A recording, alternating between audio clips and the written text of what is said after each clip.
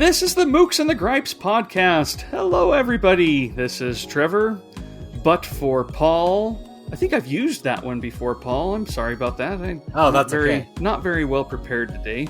You'd think I was the one who had a tornado go through his yard, but that's right. you. That was me. Yeah, it's been quite a week. People on Twitter might have seen I posted a couple pictures. We definitely had an interesting Thursday with a big tornado tearing through Highlands Ranch where I live, but we were lucky.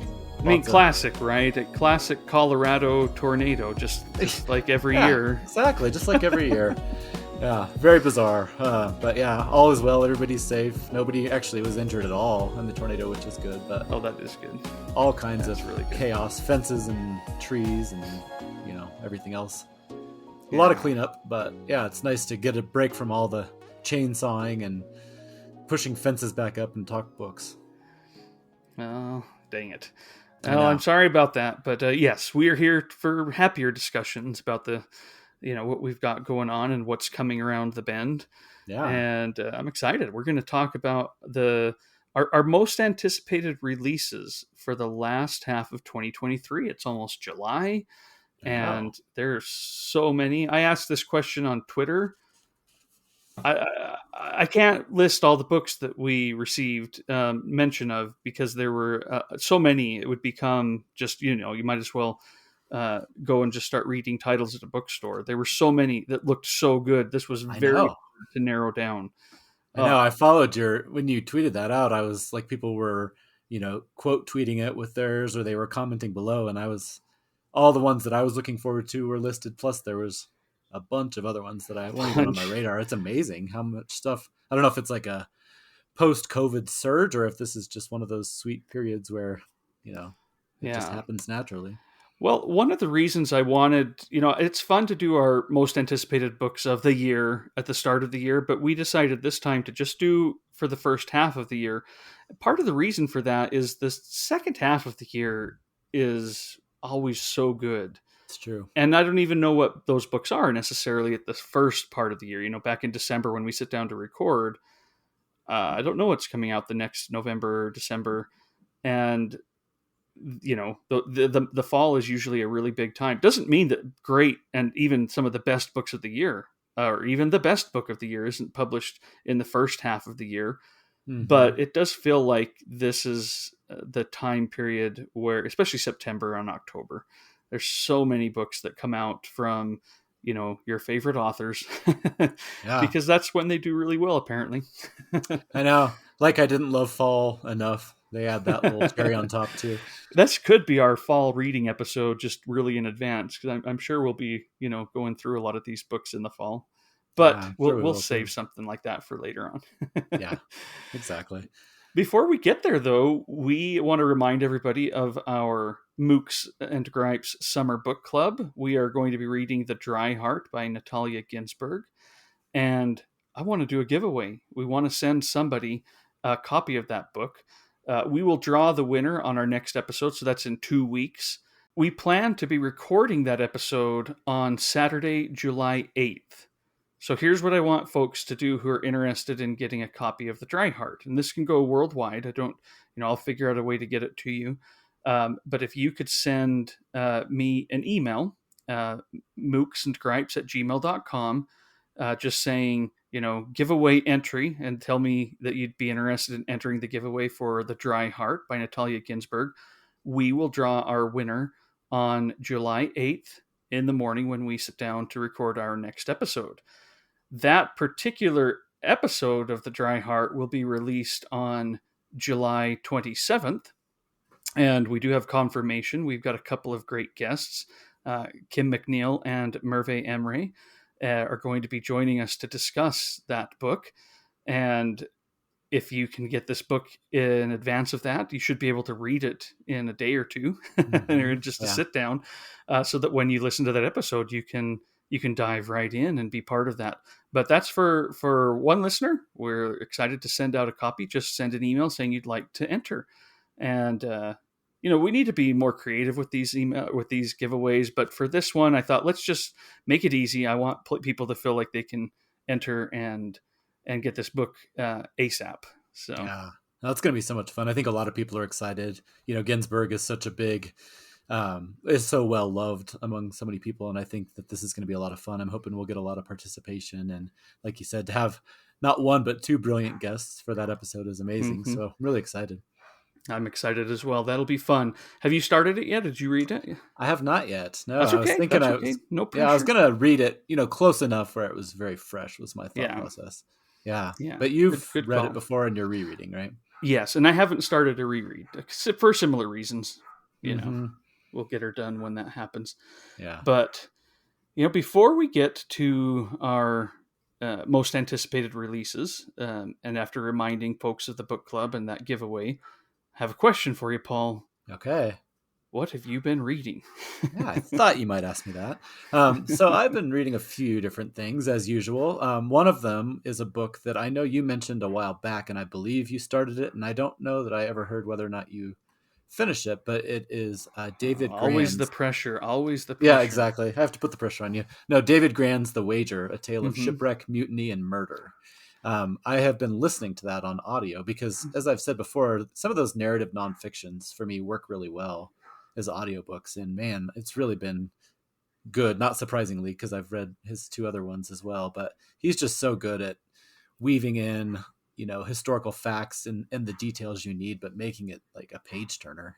What an amazing story that one is. And anytime you're having a bad day, with this tornado thing or something like that, I'm like, you're hearing about these people that are like, stranded on these islands and like starving and Wasting away. wasting away, and they're, freezing to death and all these things. It definitely puts things in perspective. But yeah, that's a really, really good book. Did you end up reading any more of it, or was that one you're still kind of chipping away at? Or So I started that right before my parents both had their independent of each other, but simultaneous in terms of timing, health scare, yeah. and it kind of derailed me. That, but I was enjoying it so much, I ended up buying it for my dad. They're both doing great. They went like camping this weekend, by the Oh, way. So, awesome. Love it. um, but yeah, so I bought it for my dad for Father's Day because I am going to get to it, and I think I'll read it as he's kind of going through it now. Oh, that's But I awesome. thought it was excellent. I know I'm going to love it.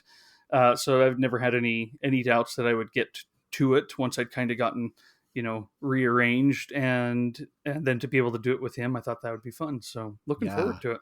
Great. Yeah. So I've really been enjoying that. I've got maybe, I'm very nearly done. I imagine I'll finish up in the next day or two, but it's been really good. I've also been chipping away at, not surprising to anyone, my Thomas Mann, my Hmm. year long, and that's been really fun. And just a reminder, I'm in a reading group with Brad Bigelow from Neglected Books, along with Dorian Stuber, Ben O'Connell, Tom from Wuthering Expectations, and a few others. So we meet once a month and just chat about the next section that we've read. So it's weird. I'm like almost 800 pages into this book, and you're just about halfway through with the whole book. It's not something that usually run across. Usually when you're getting to 800 pages, you're either finished it long ago or, you're You're at on the your very least. third reread. Exactly. But I won't say that it's reached the level of Magic Mountain for me yet, but it's really good. It's a fascinating book. It's So yeah, getting beyond the chore. I feel like for a while you maybe not regretted, but we're like, "Ooh, did I do the right thing here?" right. Yeah. It's daunting to read a book that big, and there's different sections for different reasons that are harder than others to work their way through. Some of them, like philosophically, are just tough going. They're still really good. And then there was a section fairly recently that we read, and I think Brad called it like the tourism part of the book or something like that, where he's basically just detailing, different parts of Egypt and kind of just talking about the people he meets. And it was still interesting, but it was, maybe not as compelling as other parts. But all that said, it's been a really good experience, and I'm enjoying it so far. And then another one that I'll just touch on briefly because we are going to be talking a lot more about him pretty soon is I was at the Boulder bookstore a while back and picked up. I messaged you and said, "Oh, Javier Maria's on sale. Uh-huh. It's the Berta Isla. What do you think?" And you said, "Pick it up right away." So not only did I buy it, but I have been reading it. And so, like I said, I know we're going to be talking about him in a future episode, so I won't dig too much into it. But it's just so far very good. Touching on these two young people and Thomas Nevison in Hmm. particular, at least the first part of it, despite the name of the book, it seems more focused on him. And it's just very intriguing. There's kind of spy elements and some mystery, some crime stuff going on, which is fun. But then there's also, as you would expect from Marius, just some beautiful writing. So I thought I would just read a quick passage. This is not the spy part. This is a passage that's just showing to the very end he had that amazing ability to just write these beautiful passages. It says, "Nothing has any weight if it lacks mystery, a surrounding mist, and we are heading towards a reality bereft of shadows, bereft almost of light and shade. Everything and anything known is destined to become rapidly swallowed up and trivialized, and so to lack any real influence. Anything that is visible, a spectacle in the public domain, can never create change. Contrary to what people think, the shape of the universe hasn't changed one bit just because, a couple of years ago, two astronauts walked on the moon. Every functioning and configuration of the universe. They even broadcast the event on television, which is still further proof of its complete irrelevance. The truly decisive events are never shown or even described, or not at the time they happen. Instead, they're always kept hidden away, wrapped in silence, at least for a very long time. At most, we learn about them when they're no longer of any interest, when they already belong to the remote past, and people don't care about the past. They think it doesn't affect them and can't be changed. And in that respect, they're right." And it goes on and on like that, but I just love he has those interjections that are just these long meandering, many semicolons, and you know that particular one was in a conversation, so that was actually a quote from one of the characters who was talking to Thomas Nevison. But I don't know, it's just he's such a fascinating writer. His ability to propel you forward with these really fascinating plots and mysteries, but then to have these little asides that get you, kind of scratching your head and thinking as well. So yeah, like I said, I won't go too much more because I'm sure we'll have a very long, fruitful conversation about him in our author episode that's coming up. But thank you for the recommendation, and it makes me Excellent. look forward to it. That's exciting. I'm glad you're enjoying it. Yeah. What about you? What have you been reading? On my end, I think you saw I posted on Instagram and on Twitter yesterday when I got home from holiday. I had a few packages of books, and each one of them, I was like, I could just stop whatever I'm doing and sit down and read this one now. They're each very exciting. I got Claudia Pinheiro's A Little Luck, translated by Francis Riddle. That's coming out from Charco Press here in just a couple of weeks. I got Helen Garner's The Children's Bach. This is an older novel from a great Australian author. I think it was published in the United States, decades ago, but it's coming back out from Pantheon in October, and I'm excited about it. I also got an early sneak peek, galley of Percival Everett's James. I'm telling you, when I saw that this was coming and what it was about, I thought this could be one of the masterpieces of 21st century literature. I don't know yet. I haven't started it, but I'm excited about this one. But it doesn't come out until next year in March. So, and that's from Doubleday. And, but I'm just excited about all of them. But the one coming out the soonest, the one that will be out like a week after this episode goes up, is Kate Zambrino's The Lightroom on Art and Care. This is from Riverhead Books. Sent me a nice little note with it, and I just sat down and started it last night and just kept reading. It's so good. It's just a nice follow up from Drifts, where she's talking about being pregnant with her first child. Here she's got two, and it's during the pandemic. We're in late 2020, and she's talking about raising her children, one of them an infant and the other one 3 or 4 years old at this particular time and place. And I like things like this. This will sound familiar to you, I'm sure, as a father. We get a little bit of this, if not to the same extent. But it is difficult to say how I am feeling.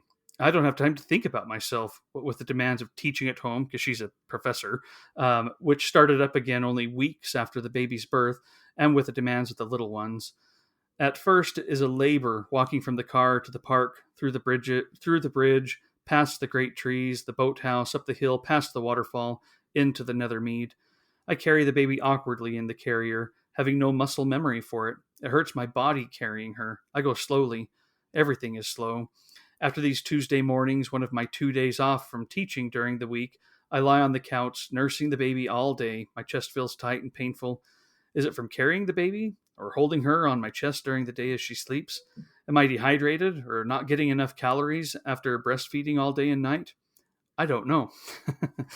But it isn't just about that. It's also about the seasons and, um, having a child who's being raised when everybody that they see outside the home is wearing a mask, and trying to keep all that. But she's also talks about books she is reading. She's reading Territory of Light, the book by Yuko Shishima, and as she kind of has those moments where she's alone in the middle of the night feeding her baby.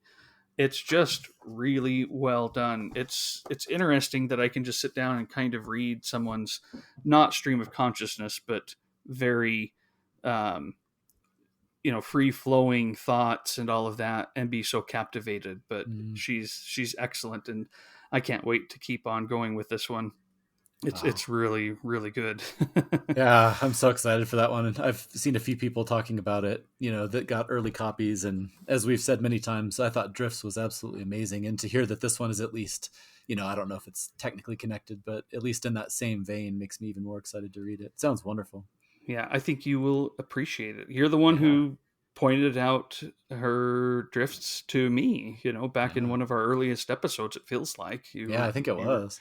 you were rereading it, and Mm. I thought, well, I haven't read that one yet. I better get on that. And yeah, I've been delighted ever since. Yeah, So, that's great. And like you said, she's one of those that sends you down so many different rabbit trails, assuming this one is similar to her other ones. hmm Just new authors to read, new books to find, new films, all that stuff, new artists to explore. So not only is the book itself wonderful, but it also is one of those that seems like it gives you a few gifts along the way as well. yeah, I assume you'll be reading it pretty soon. Yeah, absolutely. I think you should. Mm. Yeah, no, absolutely. It's very high on my radar. Sounds Excellent. wonderful. Not on, but not on your list. I didn't spoil anything then with You did those. not. Oh, No, I good. figured that one might come up elsewhere, so I did not include it. Yes, that's the thing. We kind of think about this, and what is Paul likely to bring up that I know. I don't need to waste a spot on. We have not talked about our lists with each other than there were three books that I've brought up already on the podcast. I even think I brought them each up back in our 2023 preview. I cheated and said these are some great ones coming out in the fall, but we won't be talking about them today, Right. or something along those lines. But I've since even gotten copies and have been reading them with just as much delight. I love them. It's The Vaster Wilds by Lauren Groff, that comes out September 12th from Riverhead. The Maniac by Benjamin Labatut comes out October 3rd from Penguin Press.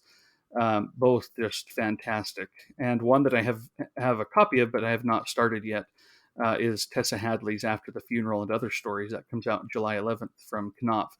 I've probably read most of the stories in Mm. it, and when they were first published in like the New Yorker and such. But I love her books. Those were three that I brought up. They would be on my list, but I already brought them up, and so I thought, well, I'll probably be talking about them when they come out anyway. Let's focus on ones that I don't think I have brought up yet as we go through the rest of the day. Yeah, So, it's a good way to do it. And I'm sure there'll be a few more of those sprinkled in, either that mhm. I realize as I'm talking about it that we already mentioned it before, or Yeah, we're known for cheating. I'll try not to kill you too much on the show notes, but I'm kill sure me that, too much. Kill me, yeah, but not a too little, much. just a little. Well, that's okay. It's exciting. I Um, know. It's hard we not to d- talk about them all. we did try to narrow this down just a little bit, because we recognize that just coming in here and listing 1,000 books doesn't really do much good. I mean, we can list books as we're talking about, just, oh, I'm so excited for this book to come out. But when we're really talking about why we're excited about a certain book, I wanted the time to breathe. So I only Yeah. picked 37. Just kidding. Wow. Yeah. See, that's only Just half as kidding. many as I picked. So. No, I was going to try to narrow my list to 5. I was trying so hard, and I finally wrote Paul and said, Paul, I can't do it. I cannot do it. I have either 7 or 8. I can't see right now. I can't count while I'm talking. I think I have 7. I think I have 7 here on this list. Maybe we're going to talk about a few of the same ones. I don't know, but I don't know either. I think we Because should just dig in and I get agree. started. I agree. Yeah. Well, I don't know. I may have about the same number, but why don't I let you kick it off All just in right. case you have a couple extras? Well, let me mention one that I'm curious if it's on your list, because again, this is an author and book that really kind of first got interested in because of your imprimatur, your Mhm. recommendation. And this is the upcoming September 4th publication of Olga Raven's My Work, translated by Sophie Hershey Smith and Jennifer Russell, and being published by New Directions. It, That was not one that it was one I was going to mention. It was not one of the main ones that I was going to pick up. This is one where we probably overthink it. And I was like, Trevor might bring that up, so I won't bring it up. We have to make sure none of those slip through the cracks. But yes, she is absolutely amazing. Like we said, The Employees was such a haunting, bizarre novel that I mm-hmm. cannot wait to explore more of her stuff. That sounds really good. Well, and she had a story in the New Yorker a month or two ago Mm-hmm. that is, I don't think it's an excerpt from this, but My Work is about motherhood, and that story in the New Yorker was also on motherhood, or about a woman delivering her child anyway at a certain hospital, and it's kind of a weird absurdist in a way kind of Mm-hmm. story. I really enjoyed it, so I'm very excited for My Work. Um, it is a lot longer than The Employees. This one I think is showing up to be over 400 pages, Oh which is wow. quite a bit. But let me give you their blurb. It says, after giving birth, Anna is utterly lost. She and her family move to the unfamiliar, snowy city of Stockholm. Anxiety threatens to completely engulf the new mother, who obsessively devours online news and compulsively buys clothes she can't afford. To avoid sinking deeper into her depression, Anna forces herself to read and write. My Work is a novel about the unique and fundamental experience of giving birth, mixing different literary forms like fiction, essay, poetry, memoir, and letters to explore the relationship between motherhood, work, individuality, and literature. And, as I read that, it's I don't know why these are so appealing or interesting now, but that's Kate Zambrino there too. A Yeah. lot of those topics, were in drifts and are definitely in the Lightroom. But I assume Olga Raven will have a lot of strange stuff going on too. But maybe not. Maybe it's more straightforward than her other work. But Yeah. it is one that I'm excited about, and it came up a lot from folks on Twitter. Mm-hmm. And I'll just add a little plug. I follow her on Instagram, and she doesn't post too often, but talk about a fascinating mind. Her posts are often as bizarre and intriguing as her book was. Like she'll have all kinds of art and different things that I just find fascinating. So if anybody's interested, I would also recommend just following her on. I know she's on Instagram. She may be on other parts of social media, but yeah, that book does sound wonderful. And when you mentioned Kate Zambrino, I had the same thought. I mean, I'll transition that into one that I don't know. We've already talked about this one a little bit, and it may be on your list, but The Long Form by Kate Briggs is Yeah, coming out from the it. Dorothy Project on October 3rd. I know it's been out. I think Fitzcarraldo had it published earlier, right? I think so. Yeah, I think Yeah, so. but it ties right into that similar theme. This is her debut novel. She wrote This Little Art, which so many of us read and loved, which was her experiences as a translator and talking about kind of the art of translation, but also kind of the science and what it does to your mind. And it's an absolutely wonderful book. But this is her debut novel, and it's the story of a young mother, Helen, who's awake with her baby, it says. And together they're making through a morning routine that is, in one sense, entirely ordinary: resting, feeding, pacing. And yet, it says such everyday acts take on epic scope, thoughts and objects made newly alive in the light of their shared attention. And then it starts bringing in literature again. So we've got the motherhood literature connection. Then the rhythm of their morning is interrupted. A delivery person arrives with a used copy of Fielding's The History of Tom Jones, which Helen has ordered online. She begins to read, and attention shifts. As their day unfolds, the intimate space Helen shares with her baby becomes entwined with Fielding's novel, with other books and ideas, and with questions about class and privilege, housing and caregiving, and the support structures that underline durational forms of codependency, both social and artistic. So, like you said, these novels or and these books that are coming out right now that are about motherhood and art, there's definitely kind of a theme that's connecting a lot of these right now, Mm-hmm. and absolutely love it. I find it so fascinating. So I know that some people have already read that one, and others, are highly anticipating it like me. But I'm really looking forward to that one. And as always, the Dorothy Project, their books are just beautiful on top of everything else. The sneak previews I've seen of that one look gorgeous. So that Yeah, would be neat. I that one also came up a lot on Mm-hmm. Twitter. So Mm-hmm. two that I know people are very excited about, and I certainly am as well. I still need to read Kate Briggs for the first time. Yeah, I Haven't couldn't remember haven't. if you dipped into this little art, but yeah, I think you would absolutely Mm-mm. love it. No, I will definitely get there for sure. Yeah. Because I'm going to read the long form. I'm excited about Mm-hmm. it. And too. All right, you want my next one? Let's hear it. Well, let's go from these authors to someone who has won the Nobel, but probably often would deserve some criticism for the way he has female characters in his books. Um, this is J.M. Cutsee's The Mm, Pole that comes out later this year. It comes out on September 19th from Live Right. And I'm a little bit curious about this one. Uh, I'm always excited about Cutsee's work. It's complicated, it's strange, and but so readable as well. I find that he's easy to all of a sudden sit down and also you've read 50 pages and didn't mm-hmm. feel like it at all. But this is what the blurb says from Live Right. It says exacting yet maddeningly unpredictable. J.M. Cutsee's The Pole tells the story of Witold Walsikits, a vigorous, extravagantly white-haired Polish pianist who becomes infatuated with Beatrice, a stylish patron of the arts, after she helps organize his Barcelona concert. Although Beatrice is a married woman, is initially unimpressed by Witold, she soon finds herself pursued and ineluctably swept into the world of the journeyman performer, as he sends her letters, extends countless invitations to travel, and even visits her husband's summer home in Majorca. Their unlikely relationship blossoms, though it seems only on her terms. The power struggle between them intensifies. Is it Beatrice who limits their passion by controlling her emotions, or is it Vitold trying to force into life his dream of love? It says evocative of Joyce's The Dead. So I'm excited about this. The reason I'm not sure exactly what to expect is when I look at the poll being published in Australia by Text Publishing, they actually it's the poll and other stories.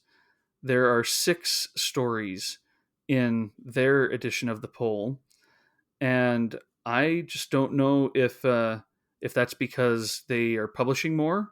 Their edition is 272 pages, where again our the Live Right one is listed at 176.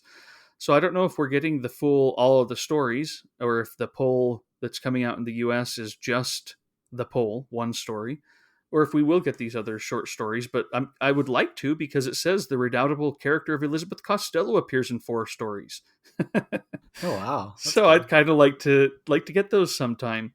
Maybe they're part of some other plan for the U.S. market, though.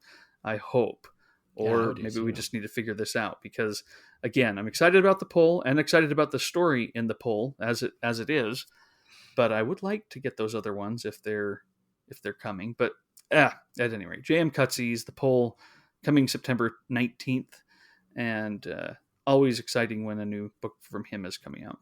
Yeah, absolutely. I agree. I've read Disgrace and Slow Man by him, and that's the Hmm. only two that I've read, but both of them, like you said, there's sometimes problems and wrinkles and tough things to deal with, Mm-hmm. but there's no denying the power, the ability, and he's willing to look at all kinds of, subjects that are tough subjects, but also very intriguing. And he's a wonderful writer. So yeah, that's an exciting one. Yeah. Well, I'll transition over to another pretty well-known author that I'm excited about. Baumgartner by Paul Auster comes out October Hmm. 17th by Random House. So I don't know. I have a complicated relationship with Paul Auster. Some of his books I find absolutely brilliant and fascinating. Other ones, I could take him or Uh-huh. leave him. But I guess in some ways that's to be expected from somebody who's trying new things like he does. That's one thing I do admire about him is he's always willing to stick his neck out and try things. So this one, I'll just read the blurb. It says, Paul Auster's brilliant 18th novel opens with a scorched pot of water, which Cy Baumgartner, now I'm going to have to struggle to say this, phenomenologist, noted author, and soon-to-be retired philosophy professor, has just forgotten on the stove. Baumgartner's life has been defined by his deep, abiding love for his wife, Anna, who was killed in a swimming accident 9 years earlier. Now 71, Baumgartner continues to struggle to live in her absence as the novel sinuously unfolds into spirals of memory and reminiscence, delineated in episodes spanning from 1968, when Cy and Anna met as broke students working and writing in New York, through their passionate relationship over the next 40 years, and back to Baumgartner's youth in Newark and his Polish-born father's life as a dress shop owner and failed revolutionary.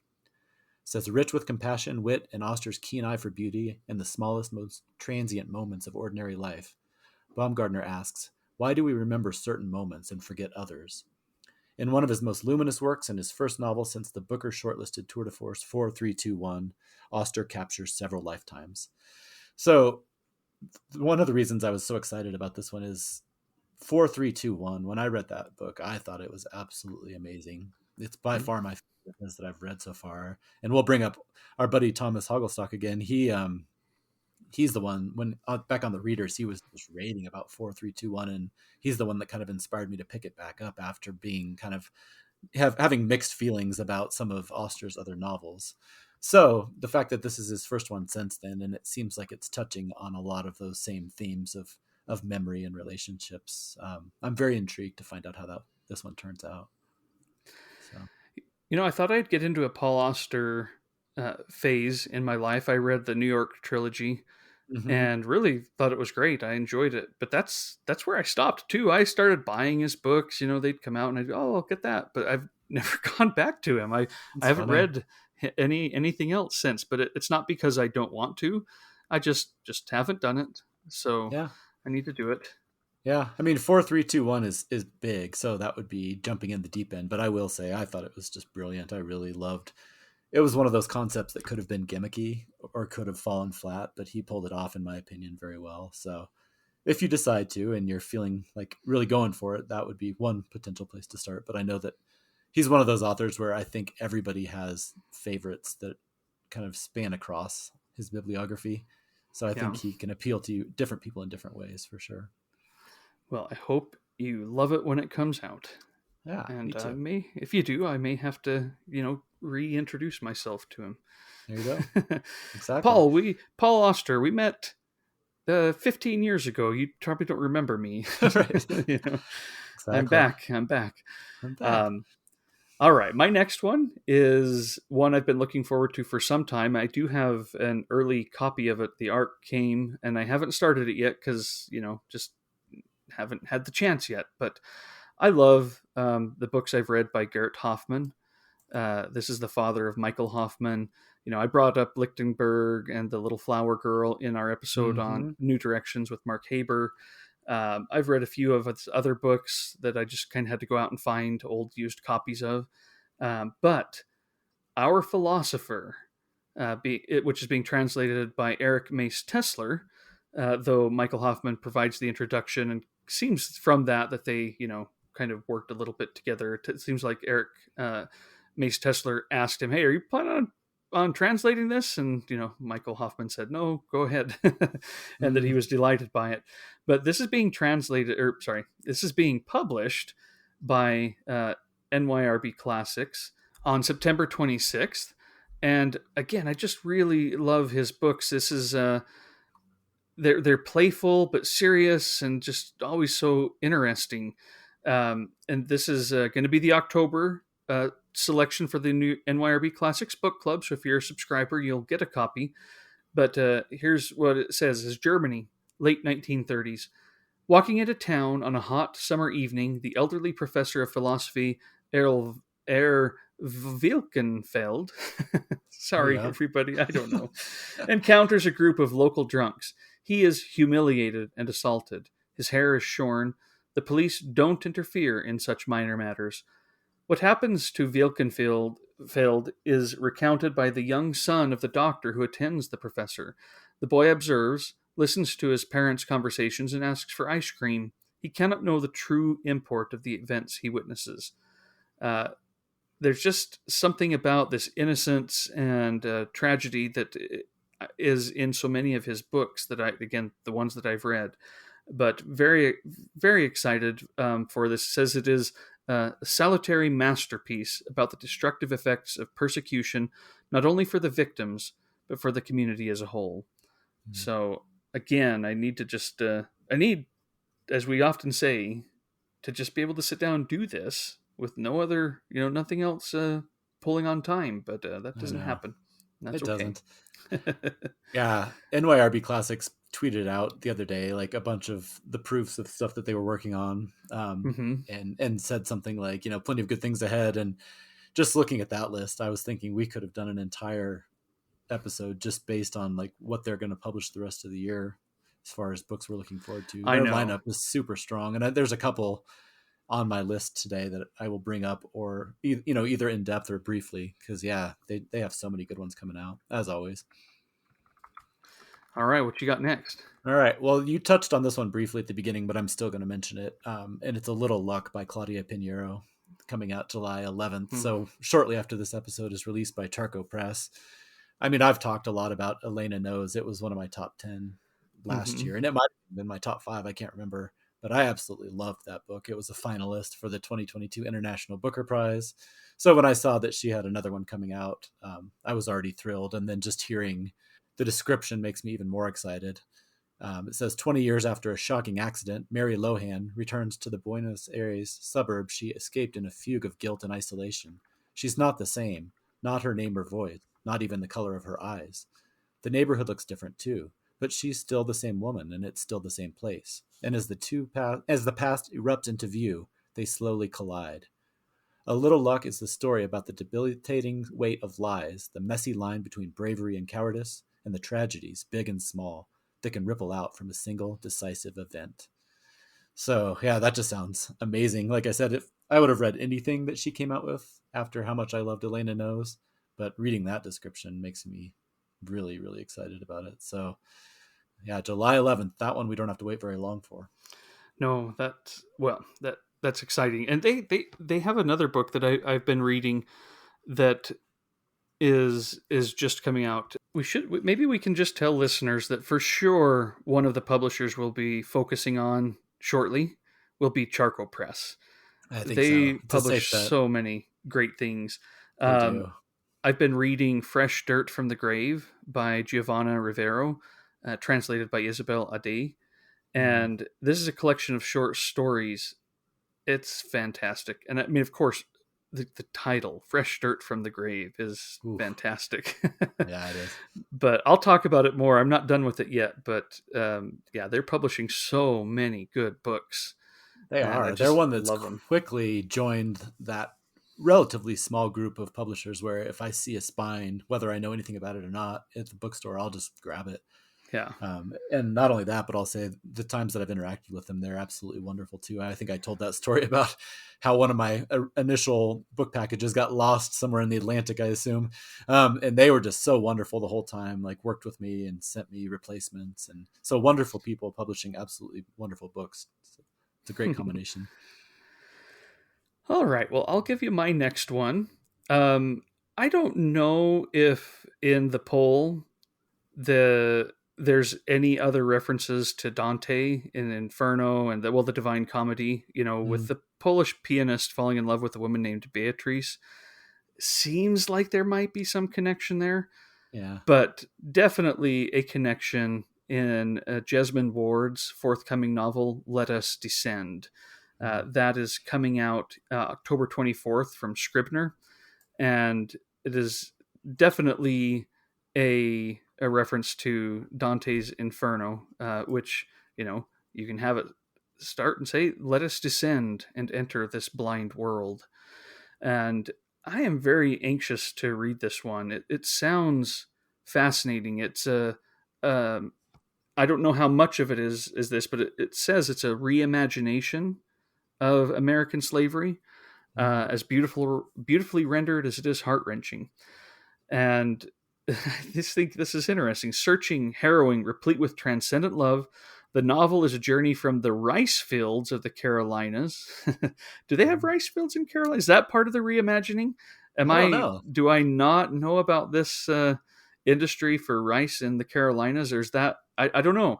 To the slave markets of New Orleans and into the fearsome heart of a Louisiana sugar plantation. Um, Annis, sold south by the white enslaver who fathered her, is the reader's guide through this hellscape. There's more of Dante. As she Hmm. struggles through the miles-long march, Annis turns inward, seeking comfort from memories of her mother and stories of her African warrior grandmother. Throughout, she opens herself to a world beyond this world, one teeming with spirits, of earth and water, of myth and history, spirits who nurture and give, and those who manipulate and take. While Ward leads readers through the descent, this, her fourth novel, is ultimately a story of rebirth and reclamation. So I think this sounds fantastic. I can't can't wait for it to come out. You know, again, that's October, and she's an important contemporary author, and I what you know anybody could write a book that kind of connects with Dante, and I'd be intrigued. But having her do it this way, I just think Yeah. again this could be one of these. Not just a great novel of the year, but one of these like this is very important and something to pay attention to. Yeah, for sure. And if I'm not mistaken, you said her fourth novel, and I think the other three were all part of that trilogy, Mm-hmm. or at least a loose trilogy. And I've read the Salvage the Bones and Sing Unburied Sing, and both were amazing. I need to read Where the Line Bleeds, which is the third one. But yeah, she is. She's a wonderful author. And since we do appreciate books as objects, I will also say that looking at the cover of that one online, it looks absolutely beautiful too, which never hurts. Never hurts. Never No. hurts. Yeah. Yeah, Well, that's a I actually think all of the books I've chosen have really good covers. It not only never hurts, it certainly gets me oh much yeah. more. You know, I know. No, I I just love love it. paging through, whether it's in print, one of the catalogs you get in the mail from Archipelago or NYRB, and seeing the covers, or scrolling online, or whatever the case may be. But no, there's no reason to discount that. That is a big part of the experience. Yeah, looking at the rest of my list here too, definitely one of the things that first like, what's that book? Yeah. Was this Oh, great covers. for sure. Well, What? that's a good segue to the next one, because I'm looking at the cover now, and it's an NYRB Classics coming out November Ooh. 7th. Chevengur, I believe is how you Mm-hmm. pronounce it, by Andrei Platonov. He is one where I will admit I have the Foundation Pit and have had it for some time. I have not read anything by him yet, but every time I read a description of his work, makes me question why I haven't read one yet.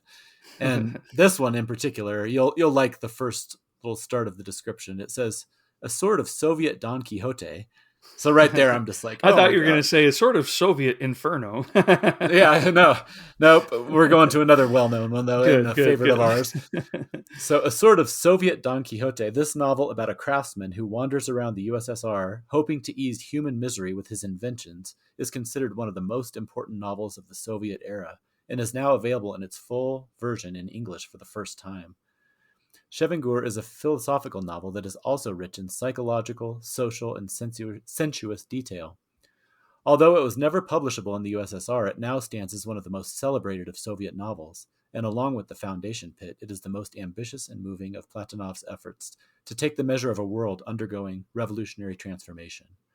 The full text is here translated into English for the first time by Robert and Elizabeth Chandler, whose versions of Platonov and Vasily Grossman have made these towering masters of modern literature accessible to readers of English. So, I mean, that just sounds amazing. Like I said, he's an author that's intrigued me for a long time, not only for the subject matter, but just anytime something is described as one of the most important novels, of the Mm-hmm. Soviet era, for example, that calls to me. And the fact that this is the first time that it's been, published in its full version in English is also very intriguing to me. So mix that in with a little Don Quixote comparison, and I am sold. Yeah, yeah, that one's one that was really close to making my list, Mm-hmm. but I'll change my order around just a little bit here to go with another NYRB classic for me. I thought I can't make this just an NYRB classics episode, Right. but with combined we can Mm. do more. Yeah. It's not our fault they put out so many great books. Right. what are we supposed to do? But the other one that I chose, Beyond Our Philosopher, is one that I don't know anything about, but just looks so intriguing. First off, great cover. Second off, it just sounds great. This is Lisa Tuttle's My Death, Hmm. coming out on October 10th. And it just, again, I don't know anything about Lisa Tuttle. They say in their write up that her first novel, Windhaven, was co-written with George R. Martin, Oh and wow. sounds like she has been a fantasy science fiction, horror, adult, and YA novels, lots of award-winning short stories. It's just there seems to be a lot, and I don't know anything about her. I Weirdly, don't either. but this is My Death. It is a novella. It looks like it comes in at 144 pages. It says the narrator of Lisa Tuttle's uncanny novella is a recent widow, a writer adrift. Not only has she lost her husband, but her muse seems to have deserted her altogether. Her agent summons her to Edinburgh to discuss her next book. What will she tell him? At once the answer comes to her. She will write the biography of Helen Ralston, best known, if at all, as the subject of W. E. Logan's much reproduced painting Circe, and the inspiration for his classic children's book. But Ralston was a novelist and an artist in her own right, though her writing is no longer in print and her most storied painting too shocking, too powerful, malevolent even, to be shown in public. Over the months that follow, Ralston proves a reluctantly cooperative subject, even as her biographer uncovers eerie resonances between the older woman's life and her own. Whose biography is she writing, really? Wow. That Now, sounds I really cool. don't know if this is going to turn out to be a horror novel. Like I say, they're talking about her as a horror writer at times. Comes out in October. Sounds fun, but I don't know if it's a scary kind of horror book or if it's more, you know, not. I don't know. Well, but I'm Yeah. excited to find out. Very cool. Well, I will shift my order a little bit to carry on the theme of horror because this one I know is Ooh. because it says it right away. And this is also an author that I've read before. Monica Ojeda has a Oh, new book this. coming out October 24th from Coffee House called Nefando. And yeah, it doesn't pull any punches. A techno horror portrait of the fears and desires of six young artists whose lives are upended by a controversial video game.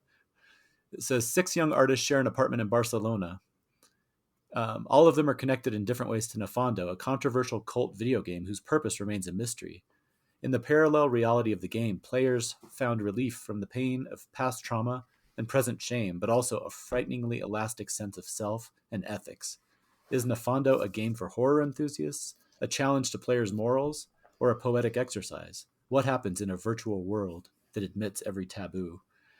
So, having read Jawbone from her, I can only imagine based on that description. I mean, she has that same feeling that we've talked about where she does not flinch away from tough subjects, dark subjects, subjects that make you squirm, pain, trauma, sex, all these different things. So, that one is very intriguing to me based on, I will not say that I loved Jawbone, but I thought that I liked enough of it and I was intrigued enough by it that I'm very curious to find out where she goes.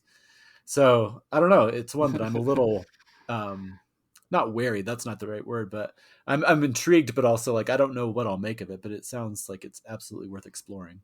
Oh, yes, for sure. Have you talked to Mark Haber about it at all yet? A little bit, yeah. He makes it sound like one you want to read discreetly. Like not don't read it out loud to your kids. Right. I kind of assumed that might uh, be the case on that one. but also Oh, there it check it is. out. Ooh. I've got an arc, and yeah, this cover is creepy but looks so fun. It kind of has that horror video game vibe with Mm-hmm. a kind of the interior of an eyeball, and then Yeah. these squares coming out of it. I mean, this one I'm very excited about as well. I am too. Does it say? I don't know if we've been missing a few of the translators. Is that one translated by Sarah Booker? Sarah Booker. Uh-huh. Okay, great. Yeah, I just wanted to make sure we mentioned that. I don't know if I mentioned on. I wanted to make sure I didn't miss any of the other translators that we've been talking about today. A I've been little paying luck. attention, so I Yeah, a little luck. think you Did we did. mention the translator? Maybe not. Maybe better just in case. But I think you Yeah. did. But Uh, we'll know when we re-listen to it. Um, Exactly. That one, a little luck, just in case. I would rather err on the side of caution, is translated by Francis Riddle. yeah, So I just want to make sure we give credit to all those translators out there who are doing amazing work. yeah, amazing work. I can't. I mean, they're keeping us just. Oh, We love a lot of English language books, but my goodness, oh there are man, so I many of know. these. Exactly. So, all right, I'll delete that one from my list. It was the eighth one. I knew I had an eighth one. Oh, When I okay. looked at it, it's because I had pulled up the web page for it. So I'll delete that. Thanks for covering that one, Of Paul. course. I figured that might happen a couple times. Well, Maybe it'll happen with the next one too. yeah. I have another New Directions book. This is the annual banquet of the Gravediggers Guild by Matthias Enar, translated by Frank Wynne. On your list? It was on my list, but it was one that I, again, thought that there was a chance you would cover. So it was on my kind of backup list just in case. There you go. There you I'm go. glad you mentioned it. I'm so excited for this one. I've loved his books. They're Hmm. just so. They're so. I mean, I guess let's put this. They say brimming with Matthias Einar's characteristic wit and encyclopedic brilliance. Perfectly put. Perfect. They Yep. are so fun because of the sense of wonder and exploration and curiosity, but at the same time so readable and exciting, just based on the writing alone. And so Mm. I cannot wait. I'm just so excited for this book. I'll read the little blurb. That's what we got going right now. It says to research his thesis on contemporary agrarian life. I mean, what a hook, right? I know. Exactly. You had me at agrarian life. Anthropology student David Maison moves from Paris to La Pierre Saint Christophe, a village in the marshlands of western France. Determined to understand the essence of the local culture, the intrepid young scholar scurries around restlessly on his moped to interview residents. But what David doesn't know yet is that here, in this seemingly ordinary place, once the stage for wars and revolutions, death leads a dance. When one thing perishes, the wheel of life recycles its soul and hurls it back into the world as microbe, human, or wild animal, sometimes in the past, sometimes in the future. And once a year, death and the living observe a temporary truce during a gargantuan 3-day feast where gravediggers gorge themselves on food, drink, and language. Wow. What? I know. But yes, very yes, bring it on. Oh, yeah. Do you happen to have the page in front of you? Is that one of his Oh, door stoppers? let me look and see. Okay. While I'm looking that up, what are what did you think when you first realized kind of what this one is about? Kind of your reaction. What? Like, I mean, it's one of those where, like you said, anytime you hear an author like him coming out with a new book, automatically you're sold. But then to hear them going, like we talk about how often I love when an author just swings for the fences and seemingly tries something that is just like bonkers. And having somebody like him who you trust and know can pull it off, and then reading a description like that, yeah, I challenge anyone not to be excited to try that. So much fun. All right. So the page count that I'm seeing is 432. So Okay. not one of his little ones you can just fold up and put in your pocket. No, no. But I like that, especially with a premise like that. I would like to spend some time in that world. Is it in hardcover? Because they have been producing some of the most beautiful. I mean, this is New Directions. I'm not sure if I Mhm. said that. Um, it does say paperback. I mean, I love their paperbacks too. They usually do some fun things with the cover beyond just an image. But they're some of their hardbacks, especially the one for Compass for Anar, is so Mhm. beautiful. I was kind of hoping this one might line up with it or something, but I'm good either way. I'm good. Yeah. Like you We'll said, take it. even their not even their paperbacks are also gorgeous. So yeah, that does sound like a really good one. Well, All right. I will move over to another one of our favorite publishers, Archipelago.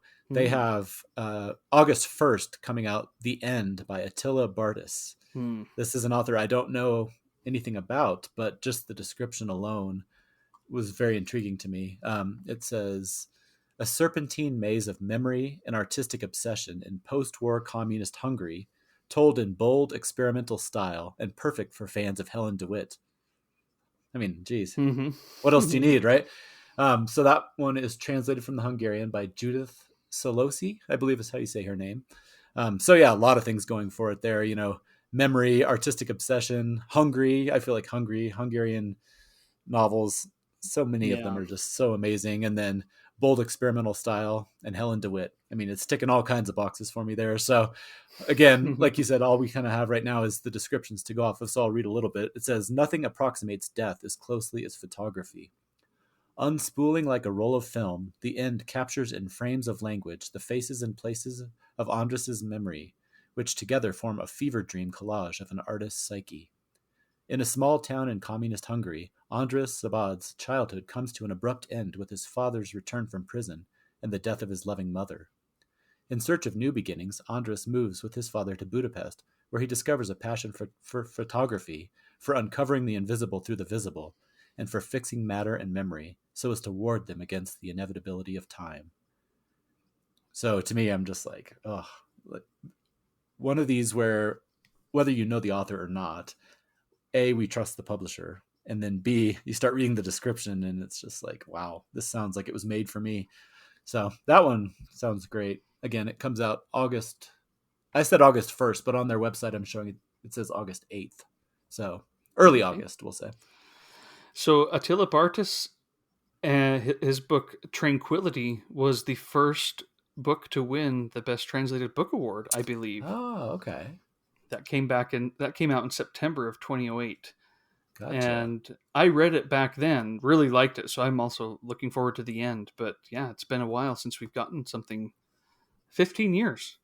Yeah, Wow. that's crazy. Okay. Tranquility Okay. is one that I have a good chunk of their back catalog. I Uh-huh. own a good chunk of their back catalog, but I got to say that's one that actually was not on my radar. So, as we always say, it's amazing how you can spend so much time in this world and still there's like, oh yeah, he won major awards and he's, it's not like he's some fly by night guy that nobody's heard of, and yet somehow he is just now on my radar. But sounds wonderful. You'll probably get to it and realize, oh, I read this already. Yeah, Just the way probably. things are going. Seriously, I would not be surprised. All right. Well, I am actually on my final one. How many more do you have? I was looking. I mean, I don't really think I have any other ones. There's one more I can touch on that's a re-release, but yeah, I'm good. And then we can do a little quick buzz through of just some honorable mentions if you want to. I Yeah, so let me pull up my last one then. This is Okay. Terrace Story by Hilary Leichter. It comes out August 29th, from Echo. Dorian has definitely been a promoter of her work Mm. and of her novel Temporary, which I have but have not read yet. I haven't. I didn't really know about it until Terra's Story was being announced. People were excited about it, and then I thought, oh, I guess I need to read Temporary. But this one also sounds really interesting. Um, have you read Temporary? Do you know anything about her No, work? I don't. I have not. I'm not familiar. So it says Annie, Edward, and their young daughter Rose live in a cramped apartment. One night, without warning, they find a beautiful terrace hidden in their closet. It wasn't there Mm. before, and it seems to only appear when their friend Stephanie visits. A city dweller's dream come true, but every extra bit of space has a hidden cost, and the terrace sets off a seismic chain of events, forever changing the shape of their tiny home and the shape of their world. So, I mean, there's more to the Ooh. blurb, but I think this one sounds interesting, especially this question: what do we do with the emotions that seem to stretch beyond the body, beyond the boundaries of life and death? Mm. This just sounds very intriguing. And again, I need to read Temporary, but yeah, definitely an author to be on the lookout for and to get to know. Dorian doesn't steer us wrong usually, so. Nope, Uh, he doesn't. I think we're in safe hands going for that one. No, that does sound really good. I All like it. right. Any others that you just kind of wanted to go mention? Then here's what I did. I mean, I'll be honest. I don't have any honorable mentions. I deleted them because I knew I could just Okay, sit here forever. But you can go ahead and list any exactly. that you want to kind of Well, I'll just bring up. yeah, I'll briefly mention we've talked a lot about Dalkey Archive and how they've started bringing back some old favorites through their Essentials series. Mm-hmm. So this is one of those. It's technically not a new release, but it is being re-released, and it's Wittgenstein's Mistress by David Markson. and that's coming out July 11th. And that's just one of those that I've heard so many people bring up over and over and over again, and I've always wanted to pick it up and just haven't done it. And so the fact that they're re-releasing it in that cool new series with those really distinctive covers is making me think that I'm going to grab that one. So, I won't go into details about that one. I think a lot of people probably know about it, but I would just going to mention it as an honorable Yeah. mention since it's a re-release. It technically counts. Have you While read you're him or on read it? there, Yeah. I have read some of his stuff, David Markson's stuff, but I have not read that one, and I haven't read enough of it to know one way or the other on a lot of it. Mm-hmm. But Yeah. but on that note, I did have a final question. Is Dalkey Archive going to publish Miss Macintosh, My Darling by Marguerite Young the second half of 2023? I know. If I thought that it was going to happen, it would have been very high, if not at the top of my list. Uh-huh. I don't have any insider information that anyone else probably doesn't have, but my guess is we would be lucky to get it later this year. I'm thinking it'll be a 2024 That's my by the thought time it actually too. comes out. Mm-hmm. That's why I thought it'd be fun to end, like, to talk about at the end here. And you may have other books you can bring up. I just, when you brought up the Dalkey Essentials, I thought, well, throw this in right here. Mm-hmm. It is slated, and I know this has changed in the past, but it is slated on the Dalkey website for October. Mm. That seems pretty soon, though. I know they've been working on the editing and the proofs and such. Maybe, Paul. I mean, they're not like working on edits of the book. Yeah, they're not true. editing for rewrites or anything like that. So if they're editing actual proof pages, then it still seems pretty soon to have proofs edited and then have books published and out. But it's possible. It is possible. I'm holding out hope. I've been holding out hope for years now, so there's no reason why I should give up hope now, but I've also been hurt before, so I'm going to keep a little bit of a callus there. You're okay. You're okay if it doesn't. Just tell yourself that. It's okay. Exactly. It'll be worth it when it happens. Exactly. I mean, I don't have anything else to read in the meantime, so that's the main reason Right. I'm worried. No, it's just one of those where it's just taken on this mythic status, for me and many others, and many people who've read it talk so highly of it. It's like this unicorn, when is it going to come? Every time I'm worried about, though. Oh, go ahead.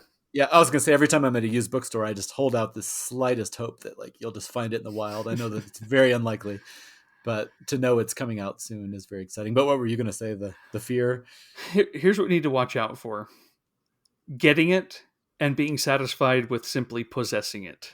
I know. And not actually reading it soon. I'm worried that I will do that it'll come and I'll be like, oh yes, here it is. And then because it's big, it is not a little book. No. I will say, I can't wait to get to it. And then, without any real will on my part, it's, 7 years later. Yes. I haven't read it yet. I'm a little worried about that. I am too. And it's happened many times. I've mentioned books like Kin and others where I rush out and get them the day they come out, and years later have still not read them. So that's definitely possible. But I would like to think this one is a special case where I will immediately just dive in. We shall see. We shall see. We shall encourage. We shall do what we can. Mm-hmm. But ultimately we shall see. Exactly. All right. Well, if you want to find, and I don't know what the easiest way to do this is, but listeners who want to see what so many people wrote in to say are their most anticipated of the year, I did tweet out just asking that, and you should be able to find it and read the kind of a thread on that. I don't think people are still responding to it. So what you get there should be relatively, complete.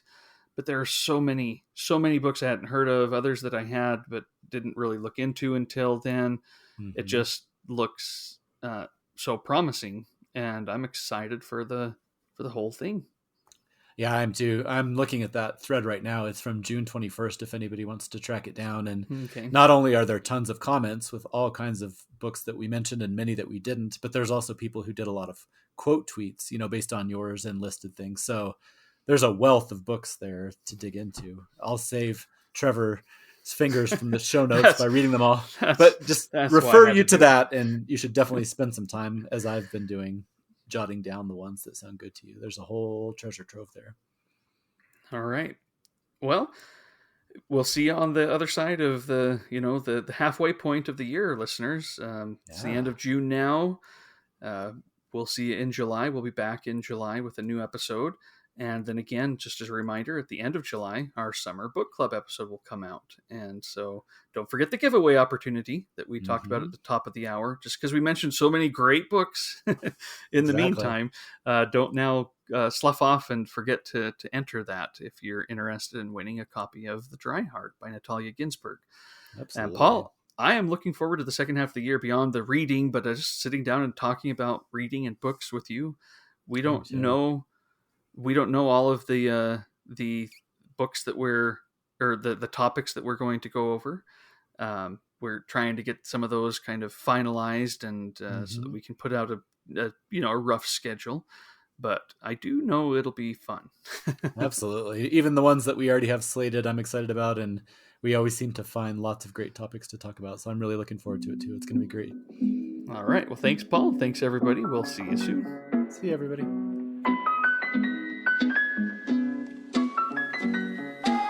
Thank you for listening to this episode of the Mooks and the Gripes podcast. You can follow the Mooks and the Gripes and get show notes and book and film reviews at mooksandgripes.com.